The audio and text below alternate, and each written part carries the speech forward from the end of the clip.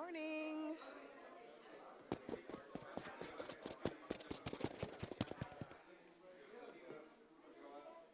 Good morning. It's okay. Can you hear me?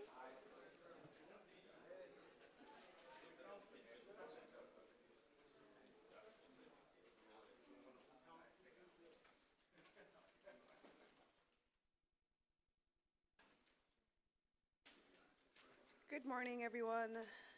Um, as you heard earlier, if you need translation at some point, you need a headset, which you get downstairs. Um, but let's put the housekeeping business aside and get started with the session. Good morning. I'm Enika Henry. I'm the head of the UN Road Safety Fund. And it's my absolute pleasure to be here moderating the session, Unlocking the Potential of Public-Private Partnerships for Safer and More Sustainable Mobility.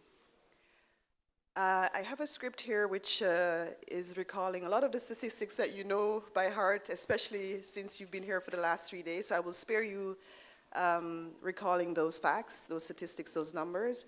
But I will go back to some reflections from the Special Envoy's opening speech a few days ago, where he talked about the fact that we are failing, and he said member states are really failing their people when they allow certain behaviors to go unenforced, when they don't legislate, when they have poor quality helmets, and they don't pay attention to the vehicle safety standards in their countries.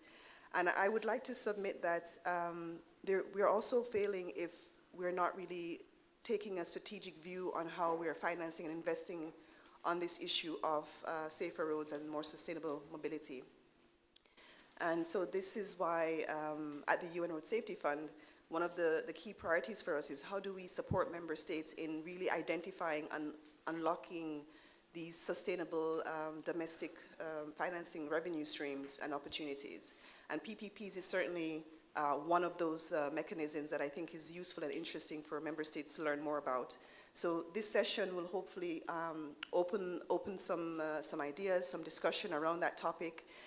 We will certainly engage with you for questions.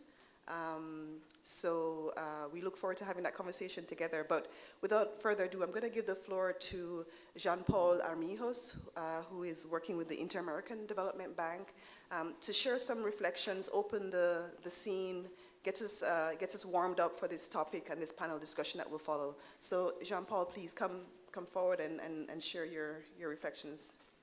Let's warm up the floor.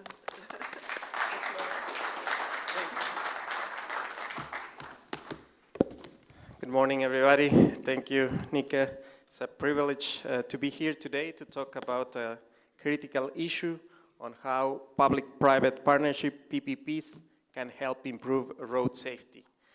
Every year, over 1.2 million people lose their lives in road crashes, and many more suffer serious injuries with terrible suffering.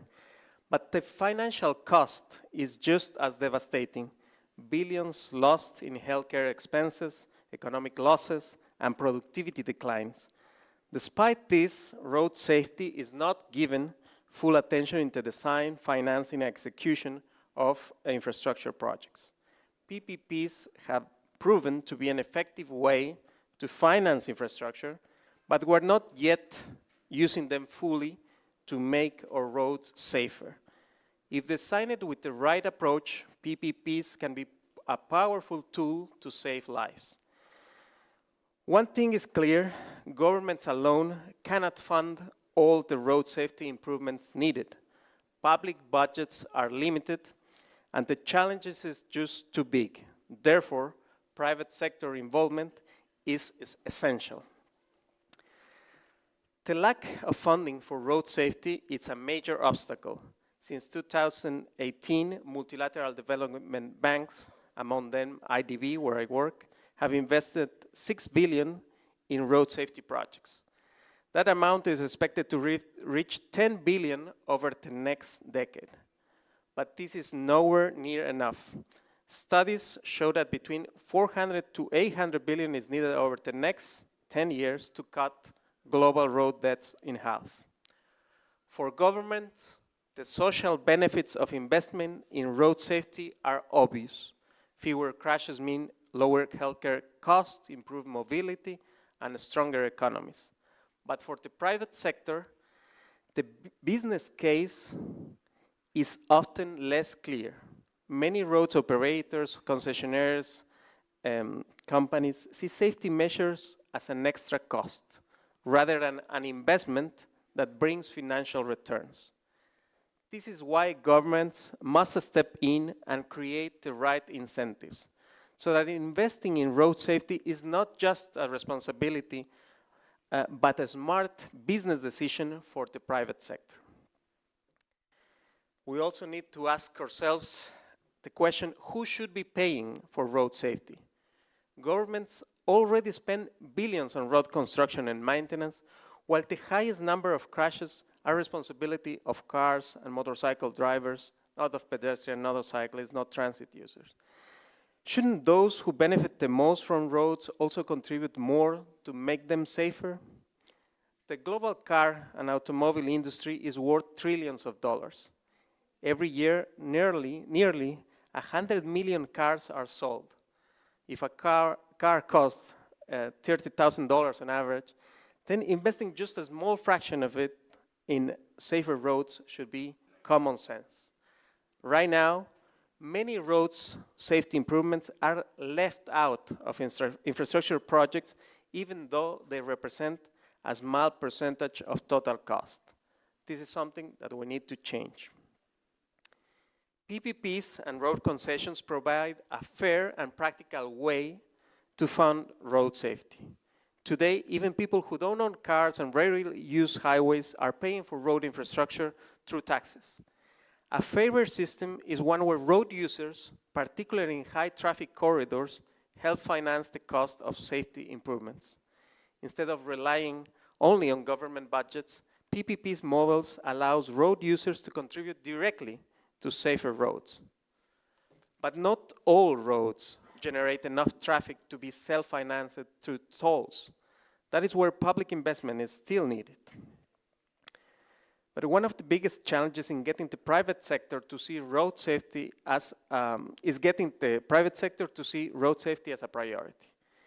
As we said, governments benefit directly from safer roads with lower healthcare costs, but private investors need to see a clear financial benefit before they commit to safety investments.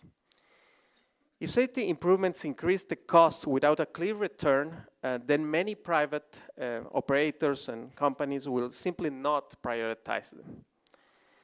This is where government incentives become crucial, and there are many ways to do this through performance-based rewards, risk-sharing agreements, or financial bonuses for meeting safety targets. The key is to make road safety part of the business model, not just an extra cost. If we want to make road safety a permanent feature of PPP projects, we need a clear and sustainable financing strategy. There are several ways to do this depending on the projects. For example, talking about infrastructure, in high traffic roads, road safety costs can be built into toll structures without significant impact on users. Studies show that upgrading roads from a 2-star IRAP rating to a 3-star safety rating will increase costs by only 2%. Yet, many governments hesitate to adjust tolls due to public resistance and how they think it may be perceived by potential bidders from the private sector. Some other roads do not have enough traffic to generate sufficient toll revenue. In these cases, public investment is necessary. Governments, as we said before, have a strong economical reason to invest. But instead of just seeing road safety as expense, we need to recognize that preventing crashes is one of the best ways to cut long-term public spending. Another approach is to create performance-based PPP models where private road operators are rewarded for meeting safety goals. Government can offer financial incentives to companies that reduce crash rates or improve road infrastructure. But for this to work, we need clear, international recognized safety indicators. measuring crash reductions alone is not enough. It often takes years to see the results. For example, at IDB, when we finance projects, we need to measure the results of our investments or projects on road safety improvements within 6 months of project completion. And if we put as indicator, for example, the decrease of road fatalities, there's just not enough time to see measurable results in that time frame. And that is why using international recognized safety indicators, like for example, IRAP star rating as expected result, could be an important option to evaluate safety gains, especially since IRAP recommendations have been proven widely as measures that reduce road fatalities.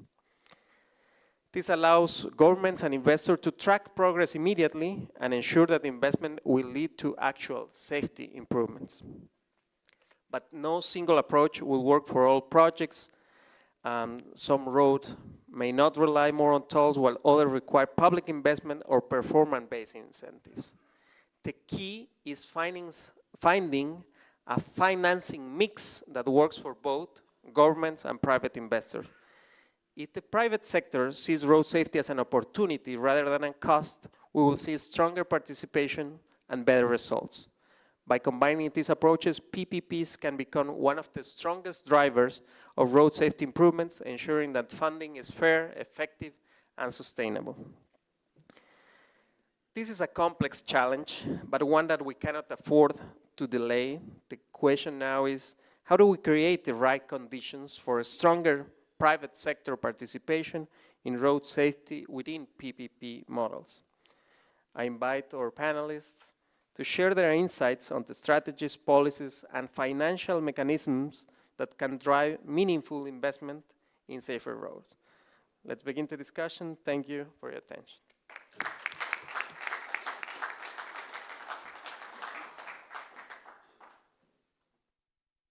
Thank you very much. So I'm really happy this morning because I think I have a very easy job of moderator when I have a scene set as it has just been done by Jean-Paul. Thank you very much. A broad spectrum of issues and questions and opportunities and vision around the topic of PPPs. And now I have this great pleasure of inviting a bunch of experts on stage who will make my job even easier, because now they're going to help us to understand how do you actually unpack this? How do you make this work? You know, answering the questions of the when, the how, the why, the what's, both from more kind of international organization perspective, but also from private sector. So with that, I am going to introduce Sergio Oleitio-Rosa to come up stage. They're all experts. I won't tell you their titles, but he's from the European Commission, DG of International Partnership. Sergio, welcome.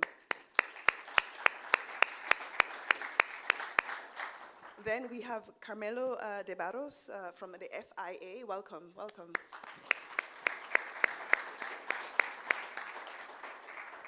Bosco Asensio from Fundación Aliática.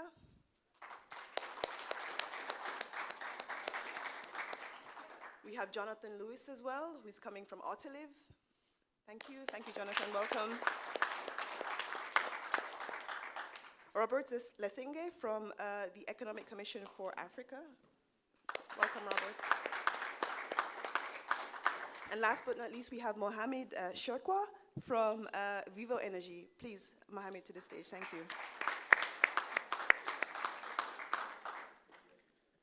Great. So maybe I allow you to briefly introduce yourself. I'm going to ask, starting from Mohamed, just really in one or two words, who you are, and then you pass the mic to the one next to you.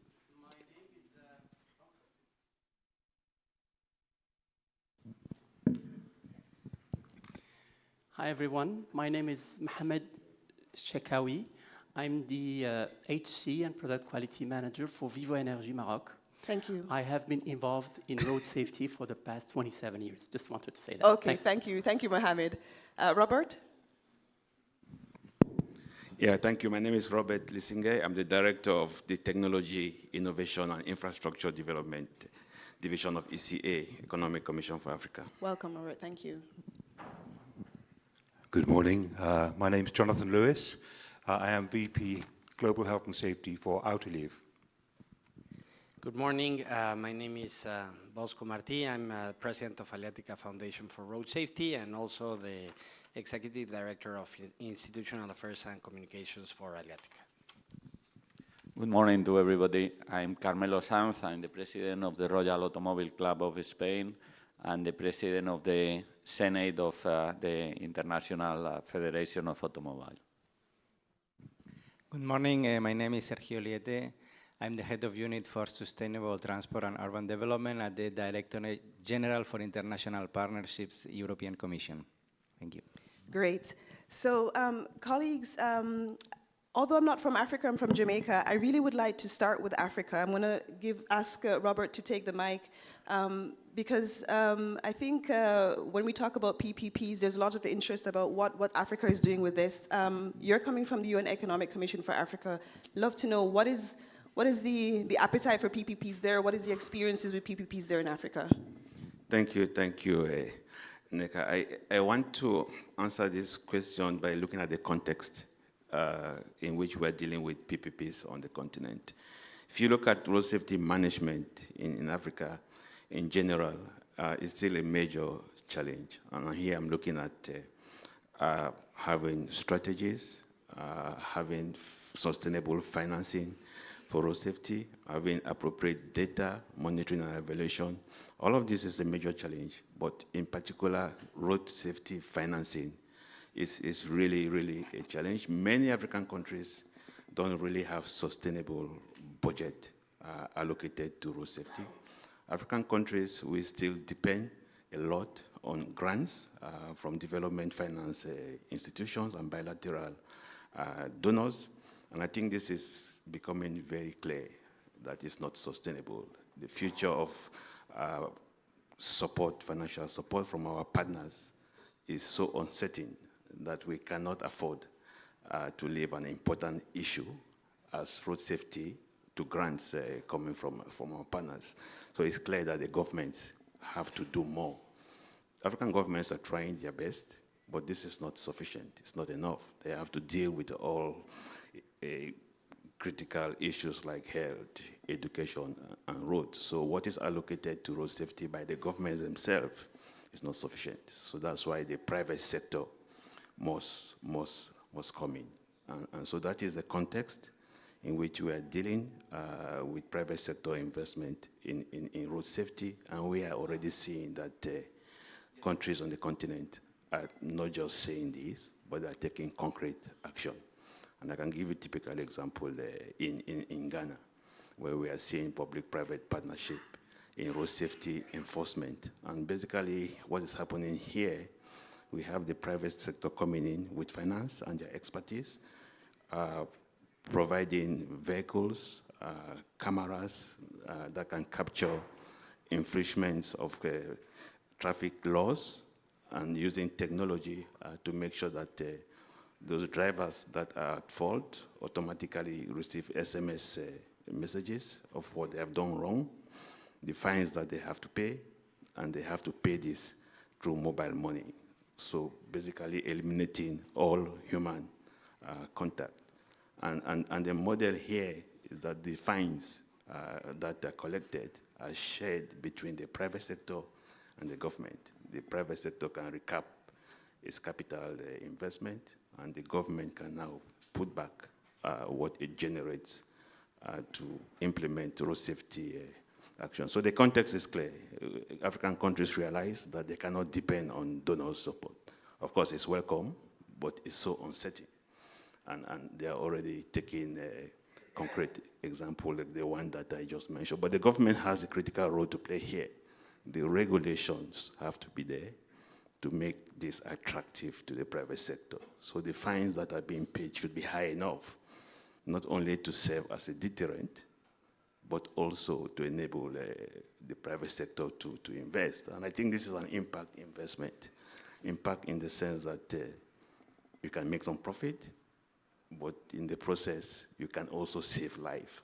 This is public-private partnership in road safety is a critical, it's a textbook example of impact investment. So I leave it at that. Okay, thanks for that reflection, Robert. So for me, I hear you talk about Ghana, for example, and you refer to a PPP in the area of traffic enforcement, essentially, which is interesting because I think typically when we think of PPPs, we immediately go to road infrastructure and trade corridors and so forth.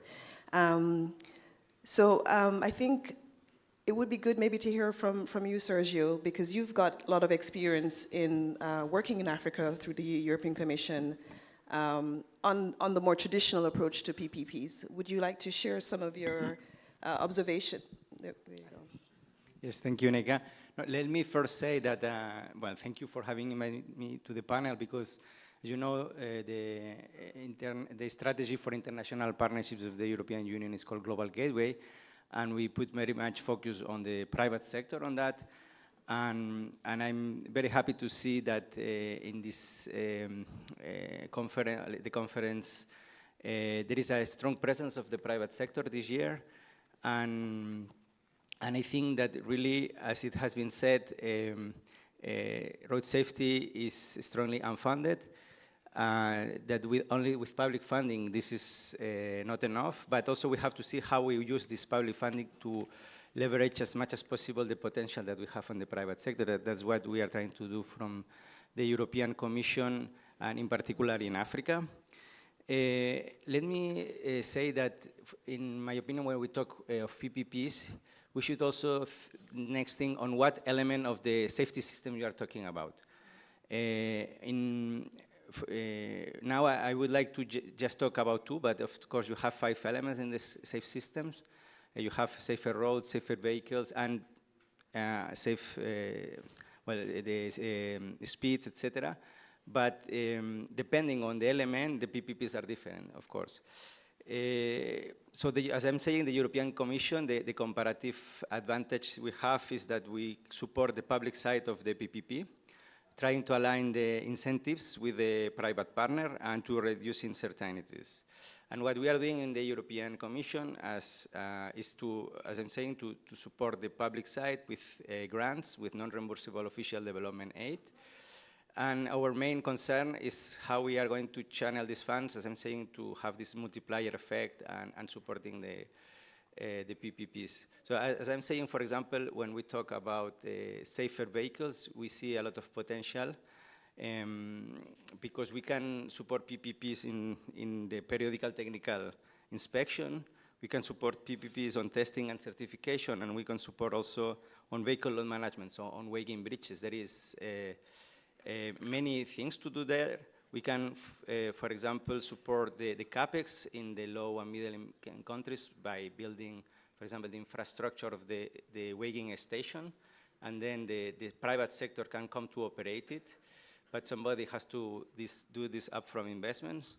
And also with our grants, what we are trying to do is performance-based funding. So depending on how this is performed, we can provide these incentives to, at least in a transitionary phase, to do as Jean-Paul has explained, to cover this gap and show that this is not just a luxury or an extra cost, but it's really an investment that will provide financial returns, and that will, in the medium and long term, will attract more and more private sector.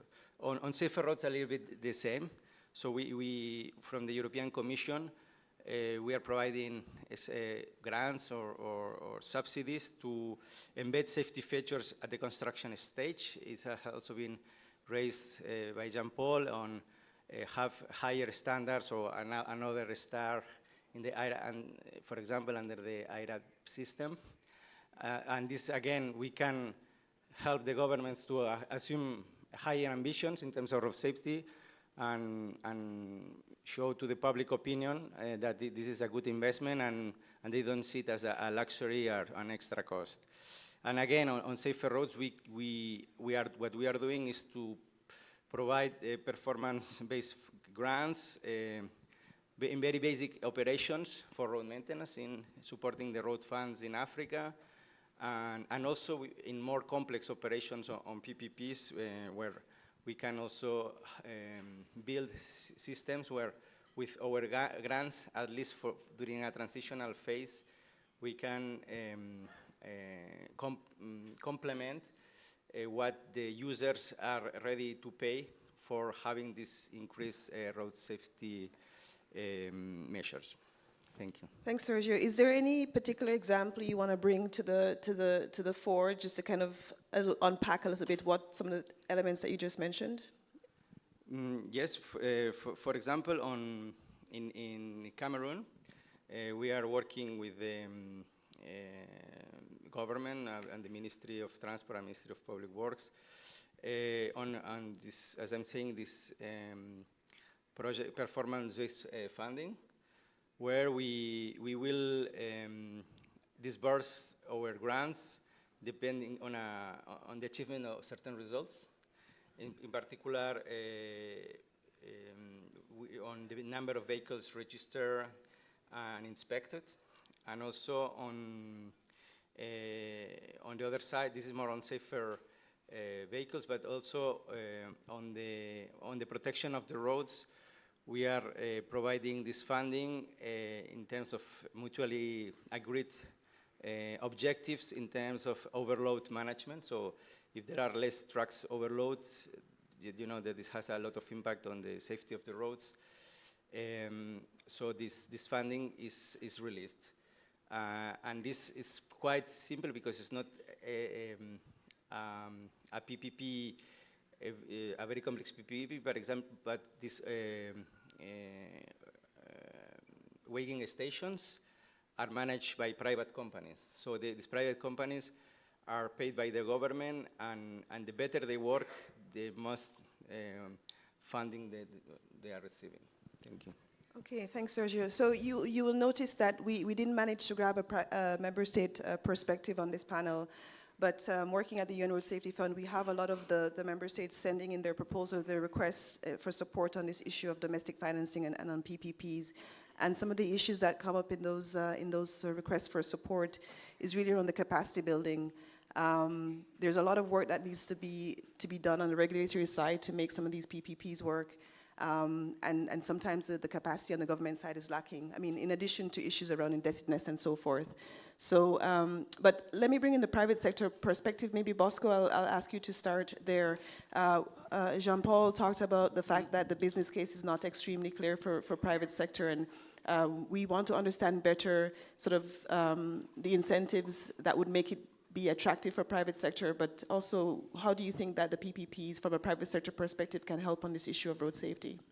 Thank you very much, Neka, for the opportunity, and thank you, Jean-Paul, for setting the stage. I had the privilege to serve 6 years at the board of directors of the Inter-American Development Bank, so all my passion from road safety comes from the bank. So I would like to start with some numbers. No, yesterday I was at this road safety infrastructure session with the president of PIARC and IRF, and they were giving this number that was quite impressive for me. Every year, $800 billion are invested worldwide in infrastructure. What about if all those projects from the beginning, they had within the concession title the requirement to be a 3-star or better road? Then we would be talking a completely different language, and that's something that all the ministries of infrastructure have the possibility of doing it. No, if since the beginning you put in the concession title that these roads need to have 3 stars or better on their IRAP methodology, then we would be shortening the gap very fast. Let me tell you a little bit my experience from Aliatica. We're an infrastructure operator of mobility. We have 20 concessions in 7 countries. We're in Latin America and Europe mainly. And I think that what is really important is to align objectives. Every single accident or fatality that we have in our roads it affects directly the variable pay I receive at the end of the day, at the end of the year from my company. So you need to create this culture where everybody, from the CEO to the road operator, no, it's focused about safety. Safety needs to be our #1 priority. And obviously there are certain requirements within the concession title, but unfortunately they're not enough. So we need to go above and beyond that to make the case and to save lives. In the last 4 years, we invested $170 million of just in road safety. This year, we're going to be investing $50 million in road safety. We decided to carry a self-assessment, which was not required by the government, but it should be, of all our roads, and we got 8 of our roads with a 3-star or better rating. No? And 2 of those roads are greenfield projects, are projects that from the design, they had 3 stars or better. So this is something great, because when that road enters into operation, Puente Industrial in Chile and Autopista Tizapán-Tlacomulco in Mexico, they will be much safer roads. So we need to see how we can get together government, private sector, MDBs, civil society, to raise awareness of the importance of investing in the new investment in infrastructure has to be safe infrastructure, and you can do that very easily when you're doing it through a concession title. Probably the difference between having a 2-star road or a 3 or better is going to be just 5 more years of the concession, or a little bit increase on the tolls that are going to be charged, but it's going to make a huge difference in terms of saving lives. Thank you. Thank you, Bosco. That's great. Robert, you talked about PPP's traffic enforcement. We heard a little in Ghana. We heard about in Cameroon the performance-based grants, and now concessions. Bosco is informing us about his experience there. I'd love to turn to Jonathan now from Autoliv, just to hear, in terms of sort of a more, I'd say, non-traditional approach to partnerships between public and private sector. What has been Autoliv's experience? And I know you've been doing some work in China and South Africa, maybe other places. Maybe you can share what you've been doing there. Yes, absolutely. But before I talk about that, just want to tell you a little bit about Autoliv. We are a Swedish company, Swedish-based company, but actually we have a footprint on 4 continents. So we have a global presence. We are a producer of vehicle and mobility safety solutions. And probably most of you will have experienced our products in your cars, seat belts, airbags, steering wheels. We have a vision as a company of saving more lives, and we are really proud to say that our products save about 37,000 lives a year.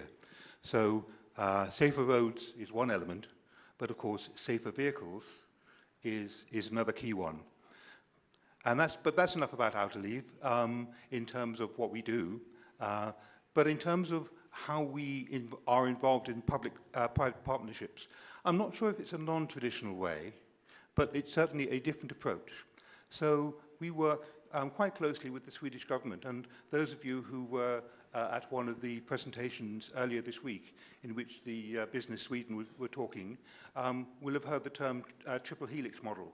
Triple helix model basically is a bringing together of industry, of authorities, and academia to, in a synergistic way, to actually develop safety solutions, share ideas, share knowledge, and of course, if you're putting in a new road, are you just going to do that blindly, or can you actually then take the opportunity to use the knowledge, testing and other information that you can get from studies, from research.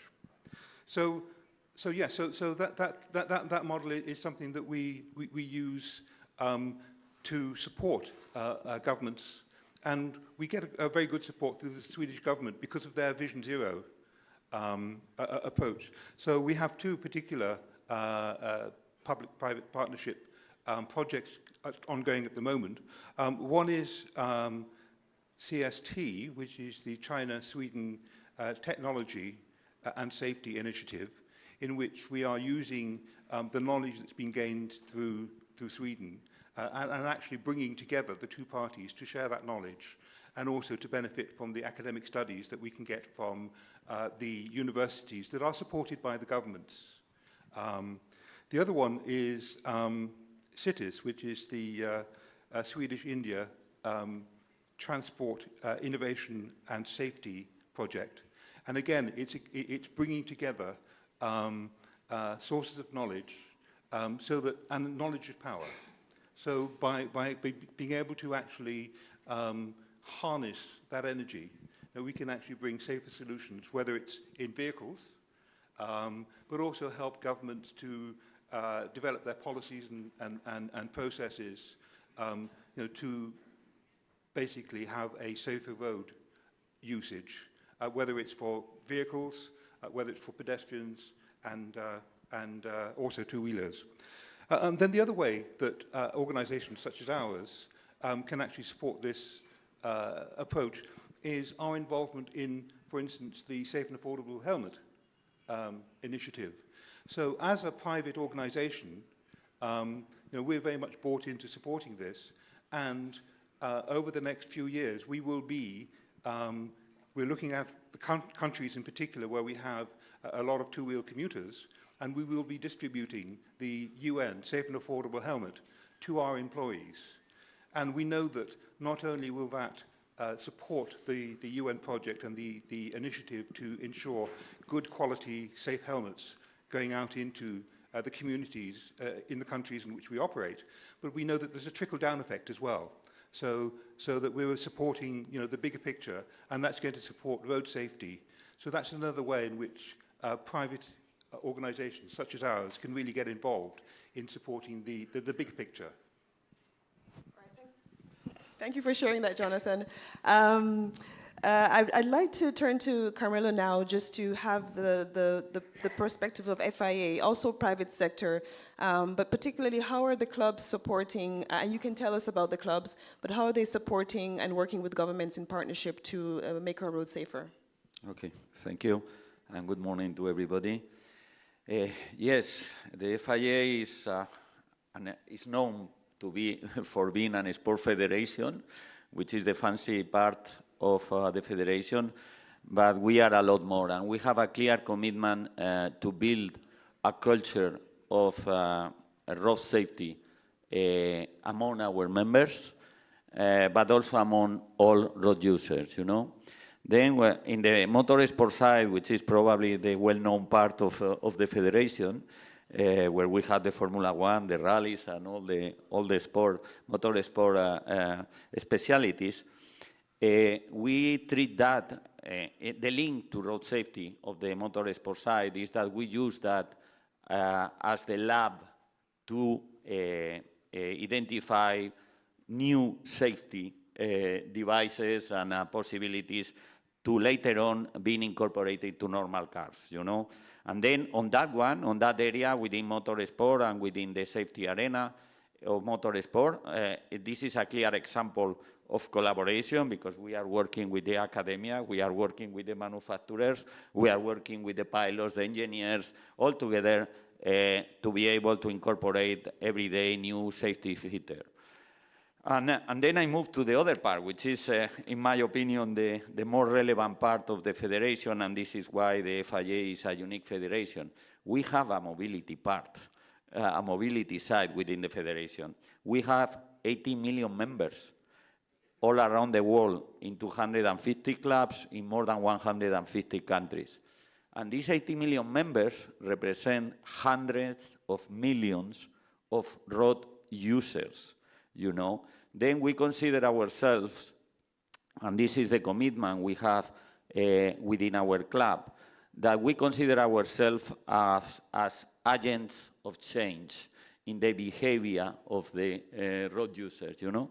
And I think that we have a clear platform, a clear footprint all around the world to do that. I can share with you some examples of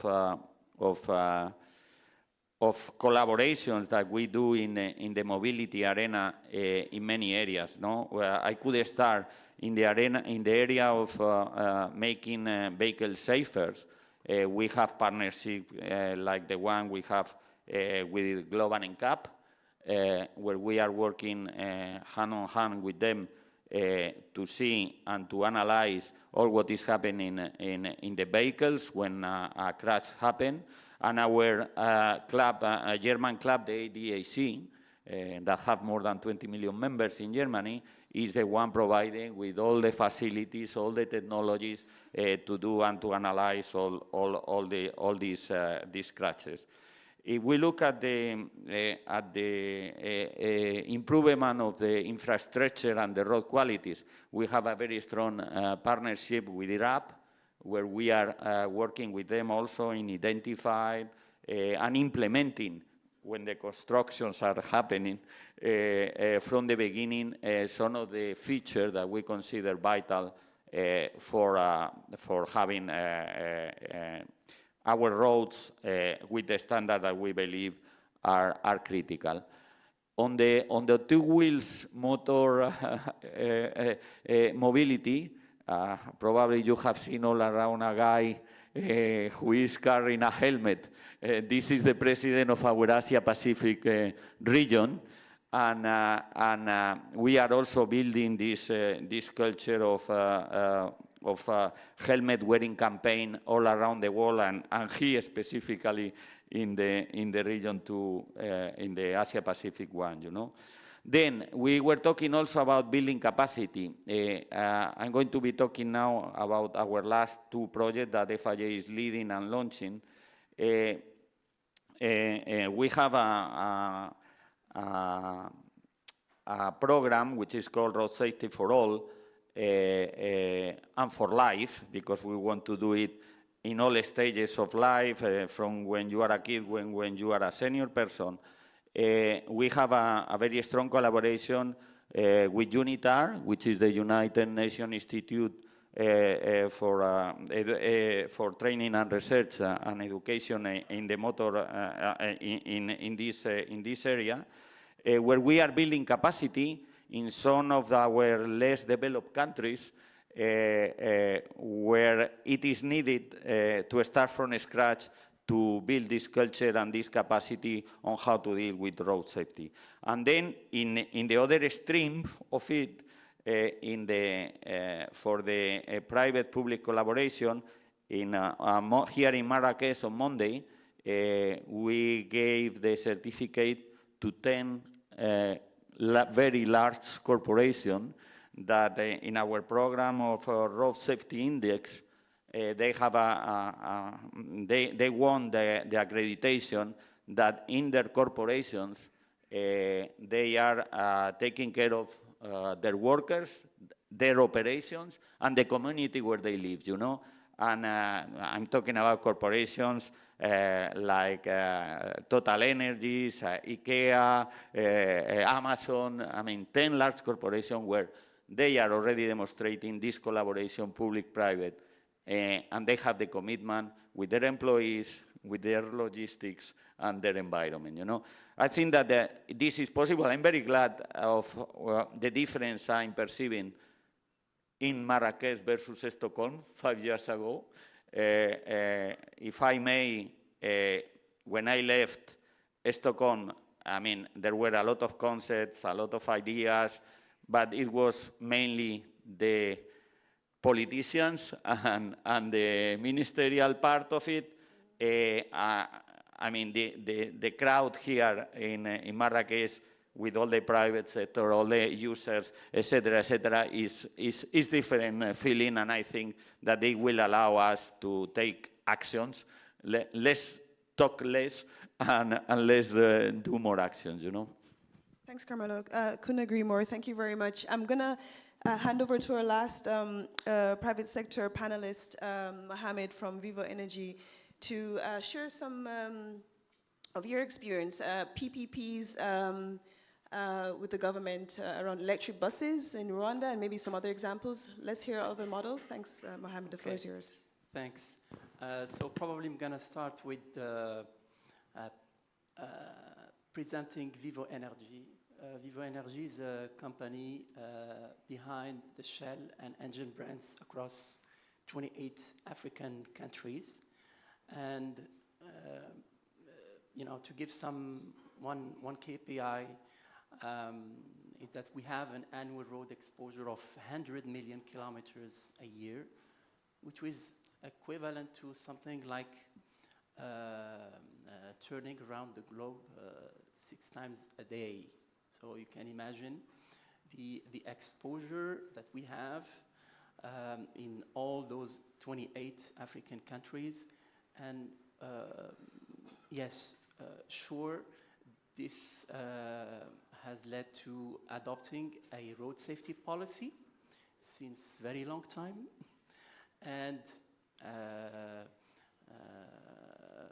probably behind those 100 million kilometers are 80 private transport companies, which we have worked to have with, you know, the vision of having the best hauliers, transporters across the African continent. And you know, since 2007, we have adopted an Australian tool, a road safety tool from Australia. So another example of global collaboration, which of course has been improved year after year to adapt to the African context and lead to have really a world-class safety performance, which is, you know, really our primarily, you know, success because we adhere to the goal zero. So, and we, of course, in our venture for that, we found out that, you know, having great vehicles, the best drivers, the best managers, because we have created new, you know, positions which didn't exist before, so that, you know, our people are behind the drivers to support them in selecting, choosing the best roads to get to the product is not enough. So we need to do more. What should we be doing more is to influence the environment where we operate. And this has, you know, come to building a partnership with ministries of transport in all those 28 countries where we operate. And I'm going to give examples probably in Morocco, where we launched a platform of communication called Code Wahed, which means one code, because unfortunately we sometimes can have perception for the 2 or 3 wheelers, particularly here, that the safety or the road code is only applicable to cars. So we have created this platform, which means Code Wahed in Arabic means one code, and it has been a great success here in Morocco, and focusing on this particular vulnerable road users, knowing that in our African continent, the victims of 2 and 3 wheelers have increased by 100% since 2013. So this is something we have also replicated in the rest of the OUs of the countries where we operate, to put focus on prevention for 2, 3 wheelers by not only providing helmets, but also doing really awareness sessions and ensuring that they apply rules and they really aware of the risks they have. Yeah, and of course, road safety, and of course, there is sustainable mobility. And if we can have both, why not? I mean, when we can provide sustainable vehicles, like the case for and supporting and contributing to providing sustainable mobility in Africa, where we can have new technology for mobility, for urban transportation, like the case for Kigali, for electric buses. So just wanted probably to share these two examples. And yes, if I can summarize, it needs a shared vision. That's probably the starting point of having a public and private partnership, a sustainable effort, I must say, and sustainable financing. So I believe these three pillars are very important in really making a difference at the end of the year, of having really a significant impact on the environment where we operate. Thank you. Thank you, Mohamed. I mean, we're here to share and to experiences and to learn from each other. Is there anything more you can share with us about this example of Kigali procurement of the electric buses? That's definitely the way forward, I think, for a number of cities. So we want to understand some of the factors that we can consider as we think about replication in other places. So any experiences, particularly from that example, that you could share? Lessons learned? As I mentioned, particularly for this particular example, is to maybe have a collaboration with the real stakeholders who are involved in public transportation for the cities where we operate, and provide also sustainable financing for these examples. So this is probably, as I mentioned, applying the three pillars as we want. I don't know if that is the answer to this question. Thank you.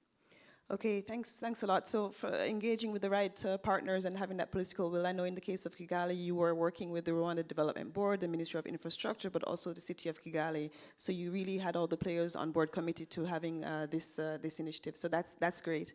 I was in a session earlier this week with media and storytelling, and the BBC panelist, she said something that resonated, that it's not about telling the audience what to think.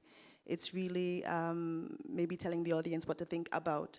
So I think through the interventions that we've heard here this morning, there's a lot that we can think about, different types of models of partnerships between public and private sector. And now that we've kind of given you something to think about, it's, I think, a good moment to hear from you some of your own reflections or comments or questions. How we'll do this is you raise your hand, and my colleague will pass the mic to you so that you can help us to have this to be more conversational. So this is your moment in the audience to throw some comments or questions out there or to the panelists. Anyone wants to go first? Mats. And then, good. Just briefly where you're from, and then shoot with the question. Mats Billin from WHO in Geneva. No, I have a question, because I think when we're talking about infrastructure, we're talking about vehicle, for example. But we know that in the low and middle income countries, those who are most affected is the vulnerable road users, is pedestrians and so on. And it's very basic, they need sidewalks, they need speed bumps, they need all these kind of things in the infrastructure, which also cost money. And I'm not sure how that actually fits into this PPP kind of model. Thank you. Thank you. Maybe we'll take 3 questions at a time. This gentleman here was next, just there. Thanks. Buenos días. Voy a hacer la pregunta en español. Alfredo Albornoz, Automóvil Club de Colombia. Cuando estaba hablando acerca de la... So, when it comes to cars, internationally speaking, if there is a discussion regarding privatization of a certain value of the car to be dedicated to road safety, is there any effort to dedicate the income from the cars to road safety?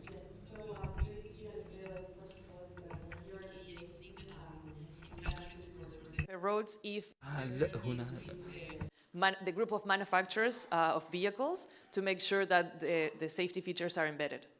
Thank you. I think Oscar had his hand up.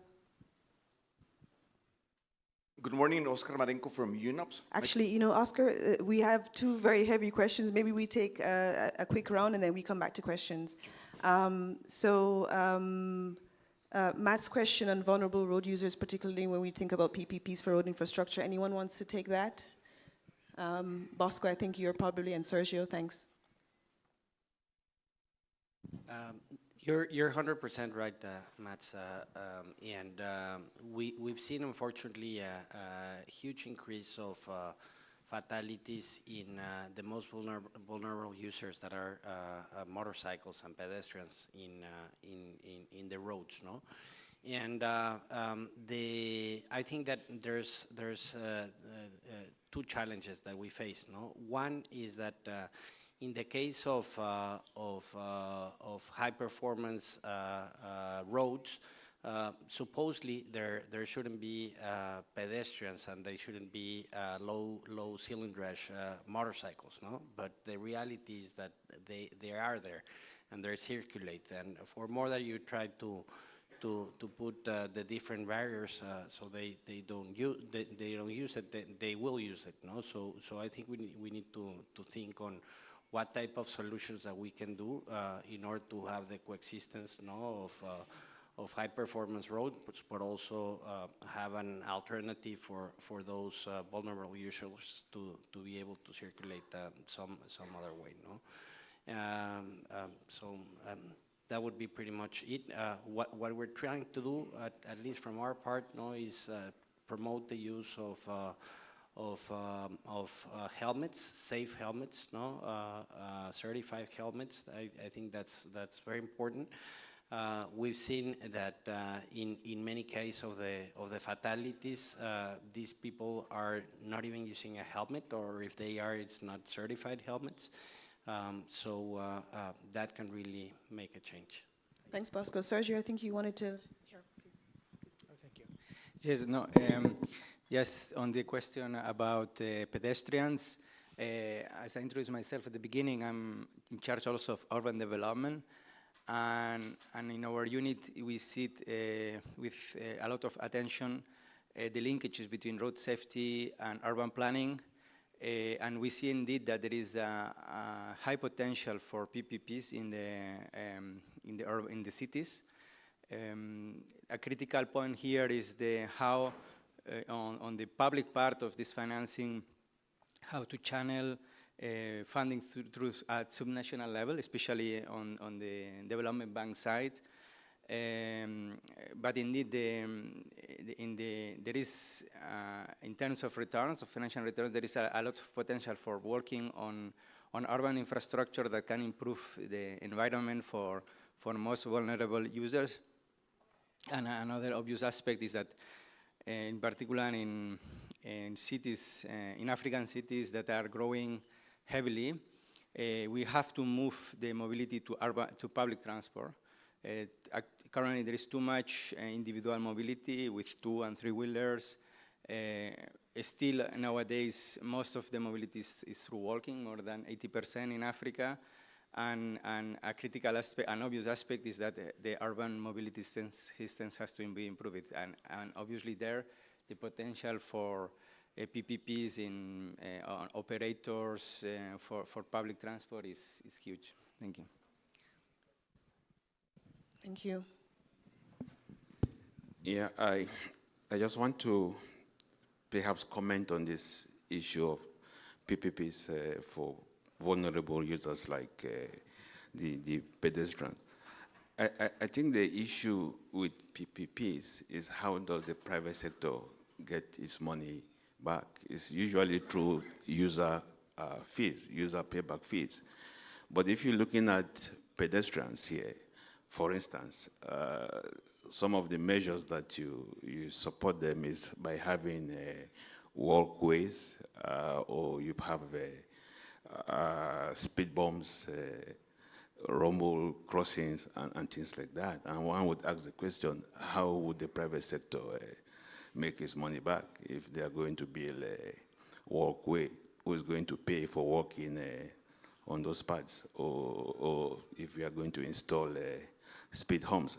I think one of the solutions probably is the design, and this is the responsibility of the government. And I see that happening in a place like Ethiopia, where they are working with UN Habitat to have a better design of urban infrastructure. And if you go to Addis Ababa today, I have to say that you would really be impressed because within a year, they have built cycle lanes, walkways, and this has tremendously improved safety. They have speed humps and so on. So I guess the solution is, if the private sector is going to be engaged to invest or to build infrastructure, they have to follow the design standard that the government has put in place. So it's a kind of public-private partnership. The government puts the appropriate design to protect the vulnerable road users, and the private sector that is involved in the construction have to adhere strictly to the design that the government has put in place. Thank you, Robert. So we had a second question, which was about vehicle safety. I don't know if there's anyone who wants to tackle that one. Valeria, maybe you can just recap what the question was in essence.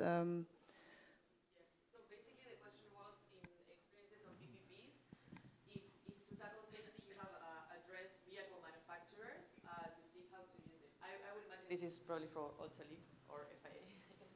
Yeah, if I may. I think that we already have the mechanism implemented, because when you sell a car, you are paying a big amount of taxes all over, you know. It's more to look at the priorities on how governments are dedicating those taxes generated from cars, and also from petrol and all the related activities, all the related areas of the vehicles. Yeah, I think that the base is there, and one thing that we would like to work on is to get the compromise from governments that even if it is a small percentage of the taxes that they collect coming from the sales of cars are dedicated to safety, whether to the vehicles, whether to the infrastructures or whatever. I think that the mechanism is there. It should not be so difficult. I would also like to add a couple of other things to that. That's fine if you buy a new car, but of course if you buy a second-hand car, and what we are seeing, of course, is that vehicles that are scrapped or maybe have been involved in accidents in Europe are being kind of recycled into low and medium income countries. And one of the problems with that is that, particularly if they've been involved in an accident, quite often they end up in their destination countries without most of the safety features. You know, if an airbag's gone off, airbags are expensive. They're not going to replace an airbag, or they're going to put a counterfeit one in, which is probably not going to be very effective, if at all. So that's one area which I think, for instance, governments can actually improve road safety by ensuring that the second-hand vehicles, particularly if they're imported from abroad, are still maintained to the safety standards with which they were first manufactured and sold. I think that's a key one. And then I think the other thing is, you know, legislation does drive improvement in safety. So, for instance, as an example, we struggled.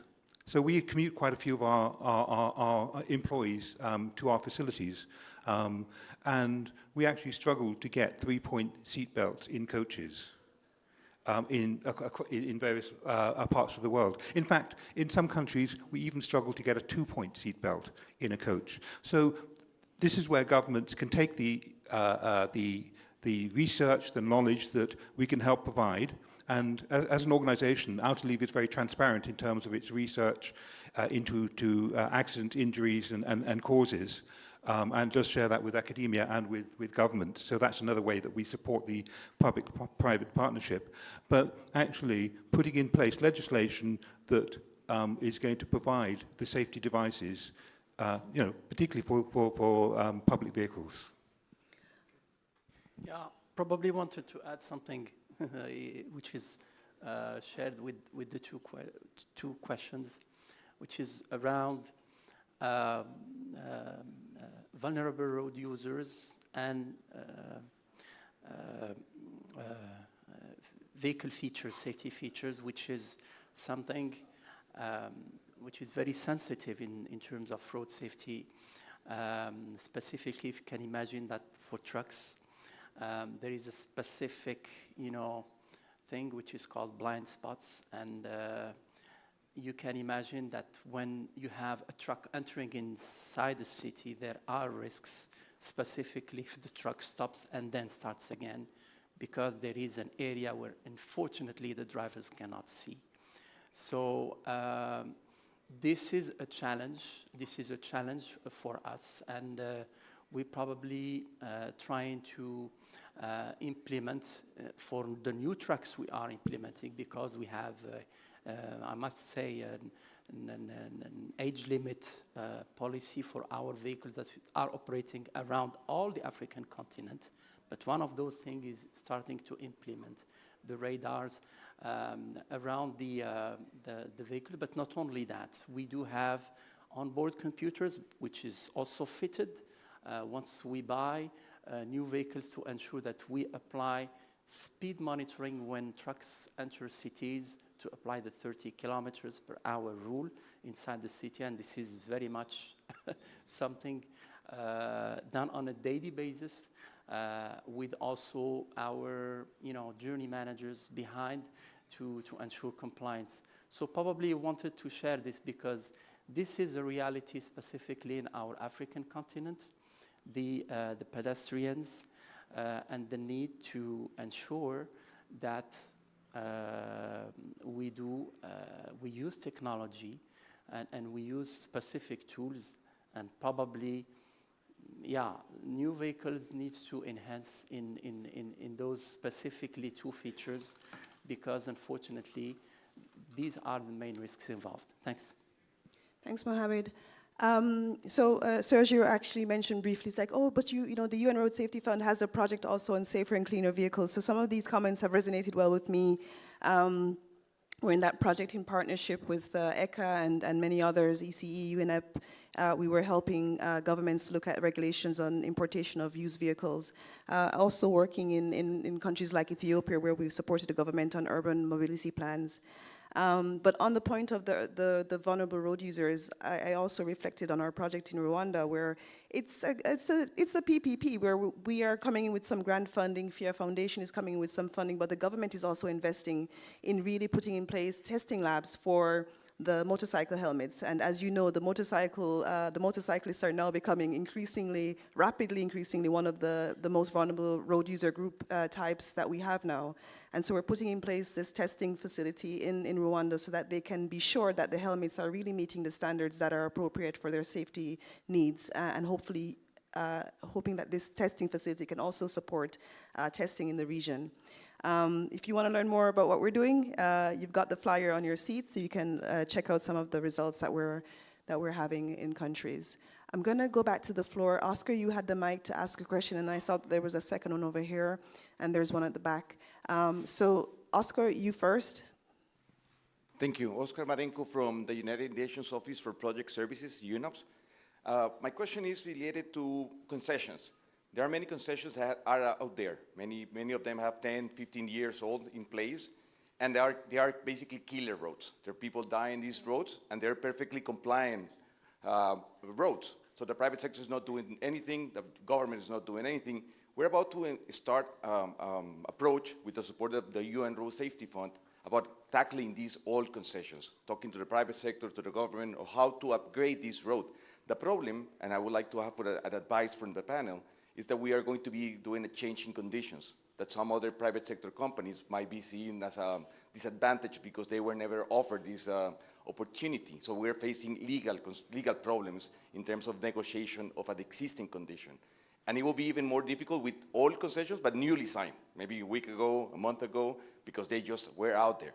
So how can you, as private sector, or from your perspective, help the UN tackle this challenge so we can help governments around the world improve these concessions that are existing, but still have 10, 15 years to go? And if we don't do nothing, these roads will remain killer roads until the end of their lifetime of the concession. Thank you. Thanks, Oscar. The gentleman here and then the lady at the far back, and then we'll do another round afterwards. Thanks. Buenos días, en español. Carlos Torres, del Gobierno Municipal de Tegucigalpa. Creo que están esperando la traducción. Okay.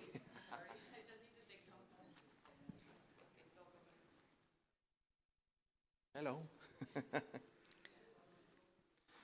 Bueno, Carlos Torres, del Gobierno Municipal de Tegucigalpa. My name is Carlos Torres from Honduras. In our country,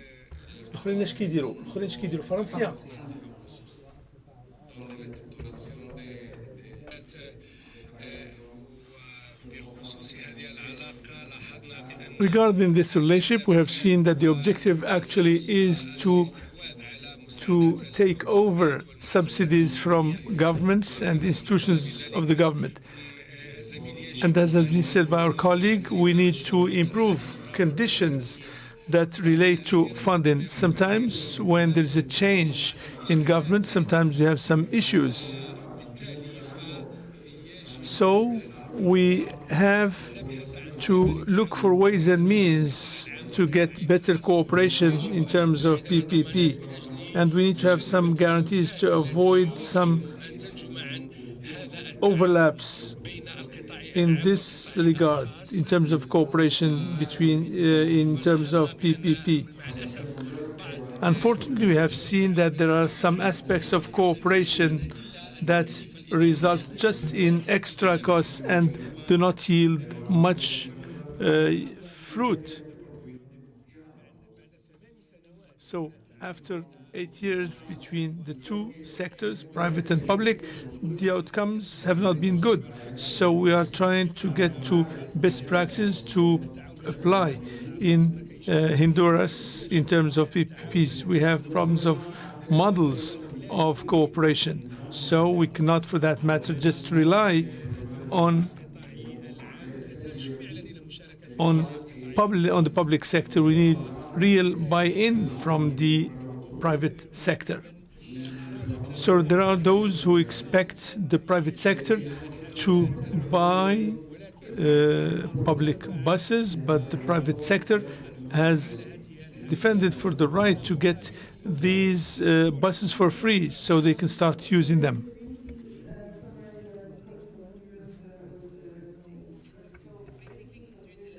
Many times PPPs can face political issues as the reality that you have governments that are changing. And in particular in Honduras, one of the things that the colleague mentioned was that lately some PPPs have not been beneficial for the people, and there has been a bit of corruption and manipulation on how those contracts has been assigned.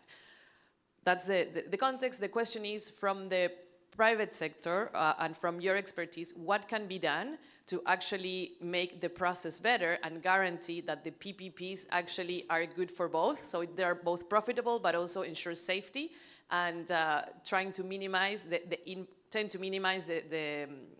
corruption and the impact of it? I think maybe there is a lot of synergy between the two questions, so we'll pause there maybe before we take the lady's question. So we'll pause and we'll have a reflection from the panel, and then we'll go to the lady. Who wants to start first? I saw, yes, Bosco. Thank you. I think the easiest way is to have clear rules of the game, clear rules of engagement. What's the purpose of the concession? What are the responsibilities for the concessionaire? And how is the authority going to make sure that the concessionaire is complying what they committed? So if that's clear, then and it's stated on a contract, then it shouldn't be a problem. Each concession title has attached to it a financial model, and what you look when you're giving that concession is that financial model needs to be in equilibrium, and you have basically two variables to have that financial model in equilibrium. Either you increase the toll roads, the toll rate that the people are going to pay, or you increase the years of the concession for the concessionaire to get back the investment that they put into it. So on regards to what Oscar mentioned, I think that the solution is exactly there. There needs to be an equilibrium on that financial model. So if there's going to be an upgrade, that is going to take X number of $1 million, to achieve it, then that has to be inputted into the formula, so the concessionaire can recuperate that investment. So I think it's pretty much straightforward. But what is important is to have clear rules of engagement, and also to have legal certainty that things are going to be enforced, and that the concession is not going to be subject to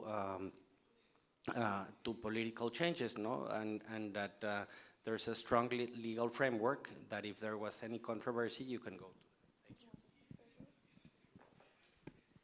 Thank you. Very briefly, I think as we are talking about different contexts, it's also important to differentiate between lower and middle income countries and other contexts. And probably one important aspect on the first ones is that to differentiate between the CAPEX and the OPEX. Unfortunately, well, we are saying that road safety is largely unfunded, and that we need more private sector involvement and capital. But for the CAPEX side, in many cases, you still need a strong public investments. And probably while building these PPPs and the rules, we should put less burden on the CAPEX side and focus on the OPEX, where I think the private sector has much more potential and have an easy way to operate. Because if we ask them to also assume risk on the capital side, on the infrastructure itself, is where a lot of problems can start. And this example of the BRT is a good one. Probably on buying, especially if we are now talking about electrical buses, they are expensive, and in most of the cases we have seen, the private sector cannot assume alone the cost of the purchasing of these buses. So this is something that in many contexts the public sector has to still have a decisive intervention. But then on the operations of these buses is really where the private side has to be on the lead. Thank you. Thank you. Yeah, thank you. I think the problem raised by my UNOPS colleague is real. But what I would like to mention here is perceptions of risk. I think one of the risks that, and I'm talking about Africa here, that is associated in investing in Africa is regulatory risk.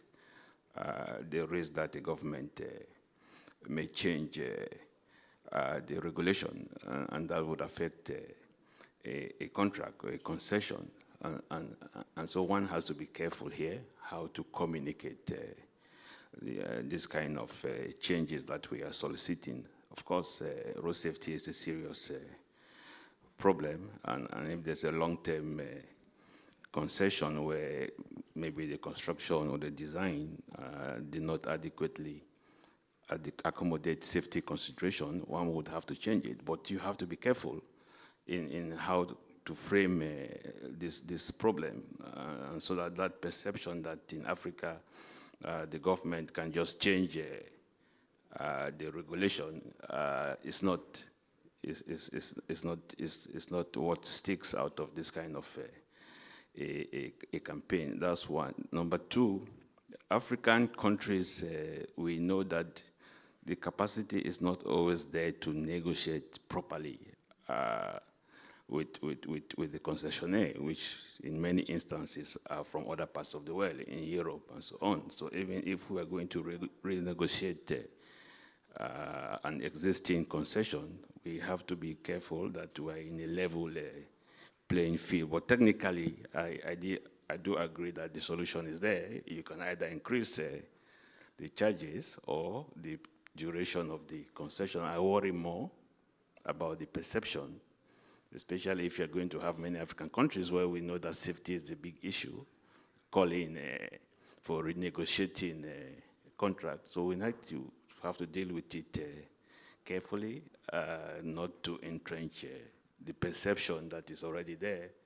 that we are prone to changing conditions of contract. Yeah. Thank you very much. So with 4 minutes left, rather than try to do a wrap-up, I'm going to ask for just 2 more questions, and then we're going to complete with the answers there. So we've got 2 women at the back who will take the last 2 spots. Please. Oui, bonjour, je suis Dr. Chrissy. Good morning, Dr. Kisi. I am a medical expert on driving. I'd like to share with you the experience that we've had with the representative of Vivo Energy and a partnership aiming with our association, and we checked through multiple caravans that were led across the kingdom that were for professional drivers. We found that there are quite a few taxi drivers and professional drivers who had sanitary issues, vision issues. Therein lies my comment that it is this issue of physical aptitude to driving is very often underestimated, which means that lives can be saved, accidents could be avoided through the training of doctors. It's not the labor doctor who should be focuses, but the NARSA agency had provided glasses or auditory equipment to those who were suffering from insufficient sight or hearing loss, especially for large lorries or trucks who have systems for sleep pathology and make sure that the driver doesn't drive or stop the driver before they have an accident. I would therefore like to call on African countries to have such systems in their trucks.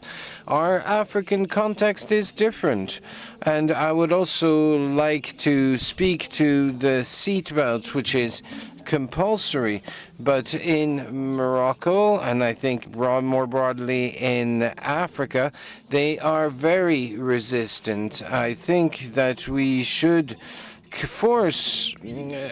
move to an African-wide initiative to ensure that more drivers wear their seatbelts, be it taxi or public transport drivers who tend to be exempt.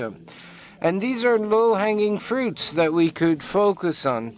I would also like to highlight that there is a list of illnesses that abroad forbid people from driving. There's epilepsy. It's not just sight. There's epilepsy. There's driving under the influence of alcohol or psychotropic drugs.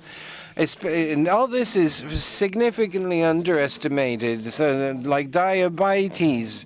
So I would like to see more focus on prevention amongst drivers who are ill.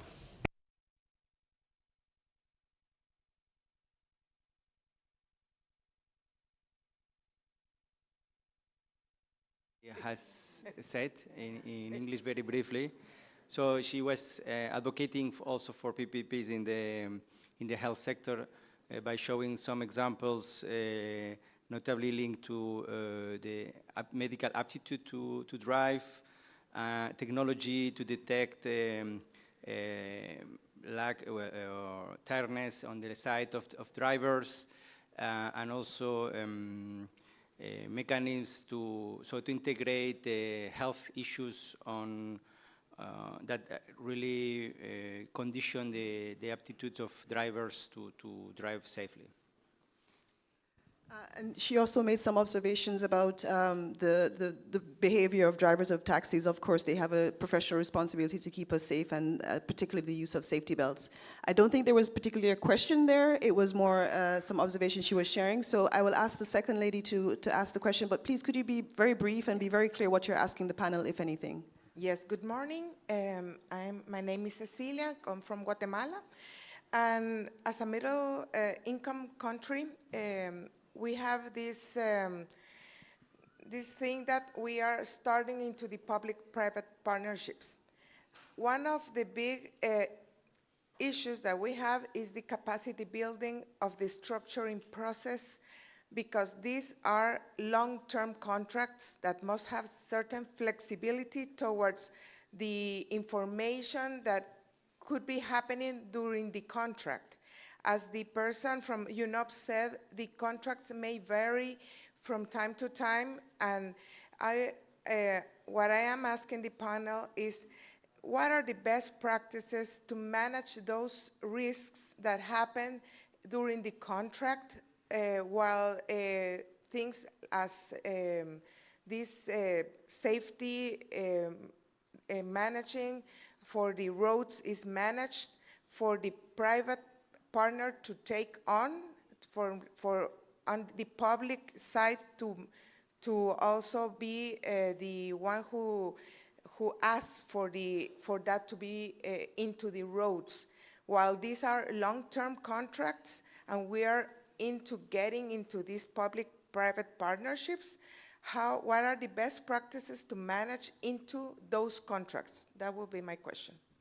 I'm just going to run the mic across the room. So please, if you have reflections on this or any final reflections, please share. So I start with you, Sergio. Yes, thank you. Perhaps a final reflection, as I said at the beginning, our aim is to multiply to have the most of our grants having a multiplying effect on road safety.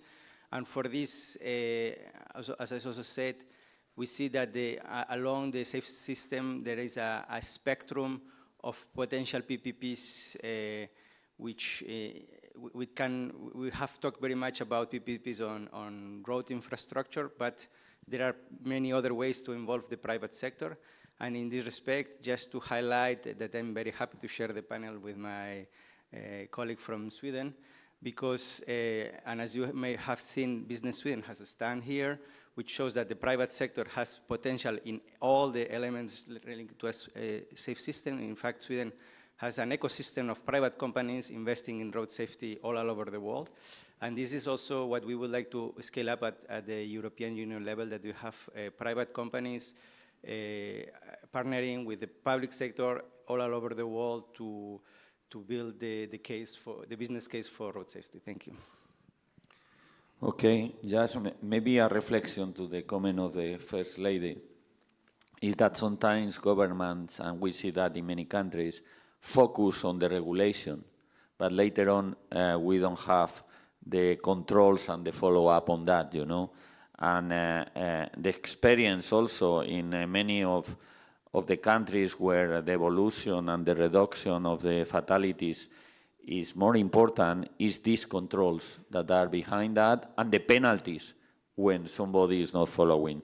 Then I think that this is probably for the public sector and for the governments a focus to start paying attention to. It's as important the rule as the follow-up and the controls.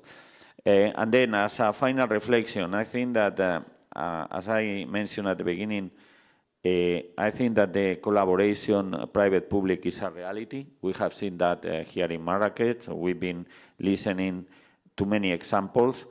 I think that we have a unique objective, everybody, public, private, which is the reduction of these fatalities.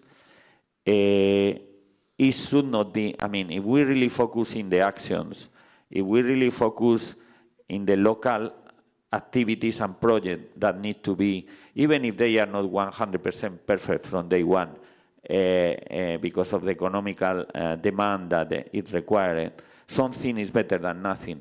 And reducing one is just a good objective.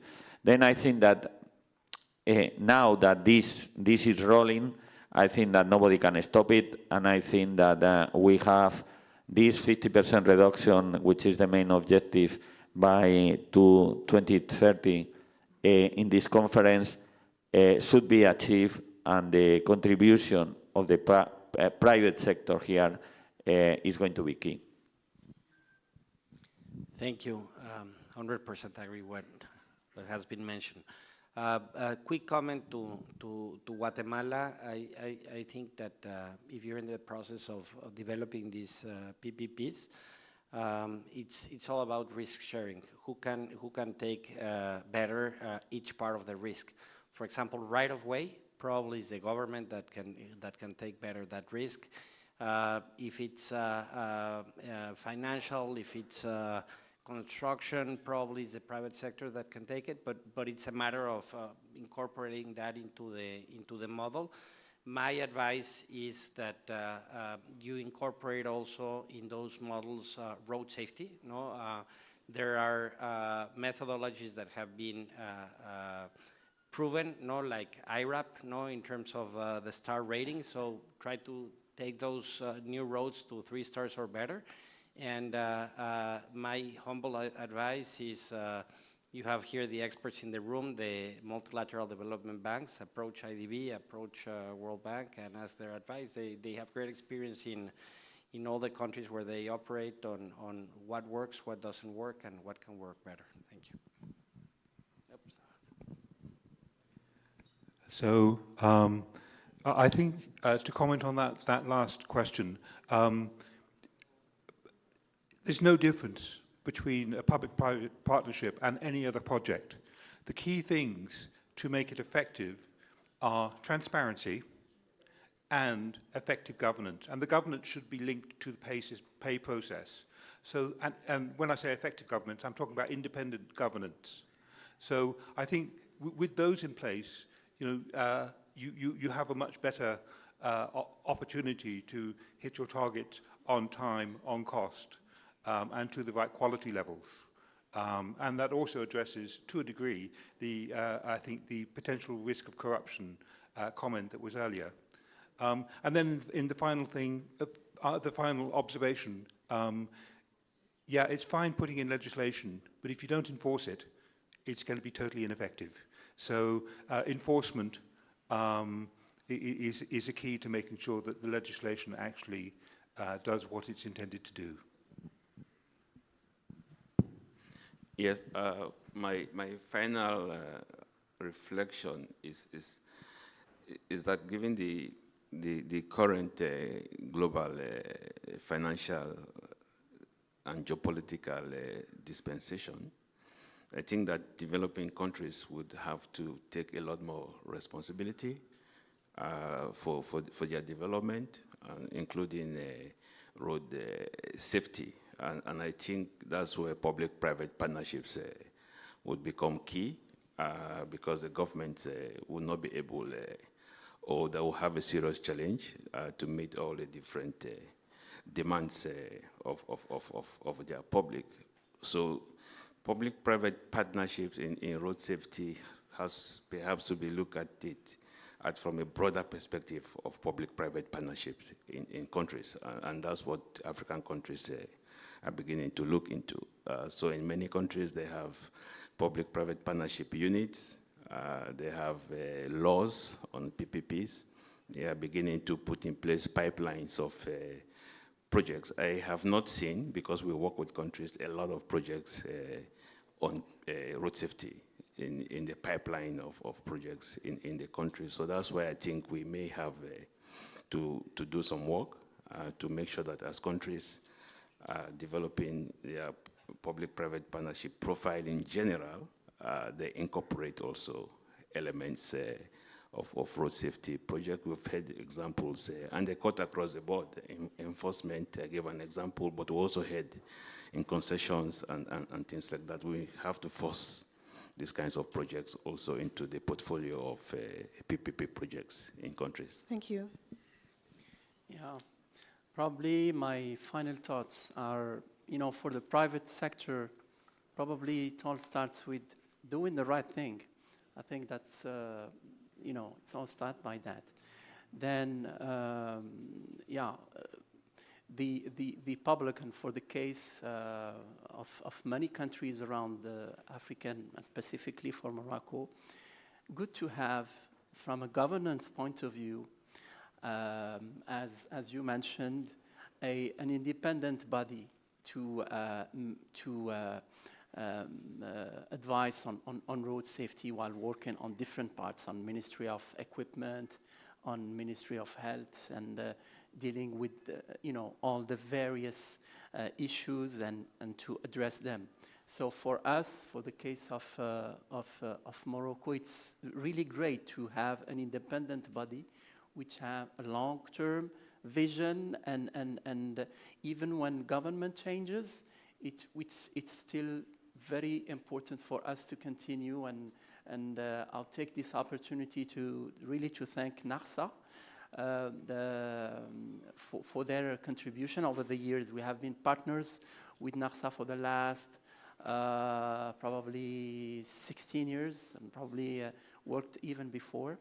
And for the public company, then it is naturally for them to provide a sustainable contribution to the society through sustainable financing. Thank you.